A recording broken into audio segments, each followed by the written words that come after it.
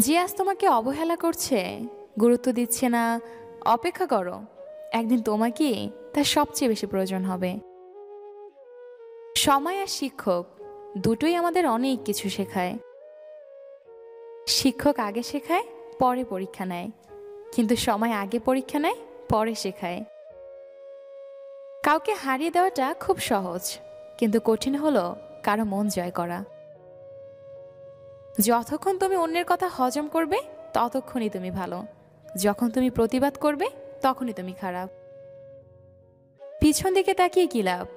যে চলে গেছে সে আর কখনোই ফিরে আসবে না। জীবনের সেরা শিক্ষাটা পাওয়ার জন্য হলেও ঠকে যাওয়া অনেক দরকার। সেই মানুষটিকে আর কখনোই হারাতে দিও না, যে বারবার তোমার অবহেলা পেয়েও তোমার কাছেই ফিরে আসে। যে তোমাকে বিশ্বাস করে তার সাথে অন্তত প্রতারণা করো না, কারণ তাতে তোমার কিছু না হলেও তার পুরো পৃথিবীটা অন্ধকার হয়ে যাবে। দারিদ্রতা আমাদের সবচেয়ে বড় শিক্ষক, যে আমাদের বাস্তবতা শেখায়। যোগ্যতার থেকে বেশি পেলে মানুষ তার মূল্য বোঝে না। কিছু কষ্ট আছে যা না চাইলেও সহ্য করে নিতে হয়, প্রিয় মানুষটির মুখে হাসি ফোটানোর জন্য। মোনাজাতে ঝরা চোখের পানি কখনো বিফলে যায় না।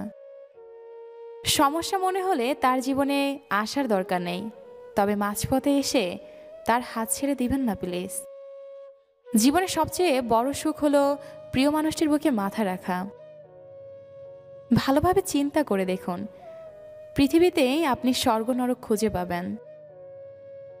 আমরা এমন একটি সমাজে বাস করি যেখানে গায়ের রং সৌন্দর্য মাপার মাপকাঠি হিসেবে ব্যবহৃত হয়।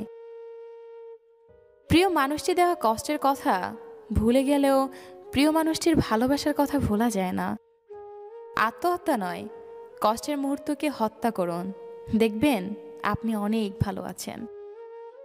মন কখনো ভাঙে না, যেটা ভাঙে সেটা হলো বিশ্বাস।